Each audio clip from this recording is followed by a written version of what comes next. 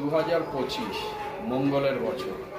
তাই এই বছরে আপনাদের হনুমানজি সবসময় স্মরণে থাকতে হবে, বা তার ছোট ছোট কিছু উপাচার আপনারা করতে পারেন, তাহলে অনেক সমস্যা আপনাদের দূর হয়ে যাবে। ধরুন আপনাদের সংসারে বা যে কোনো মেম্বারের প্রচণ্ড শারীরিক অসুস্থতা থাকে, সব সময় লেগে থাকে। যদি এরকম হয়ে যায় তাহলে একটা হনুমানজির মূর্তি বা ফটো আপনারা উত্তর দিকে রেখে প্রত্যেক দিন জপ করা শুরু করুন।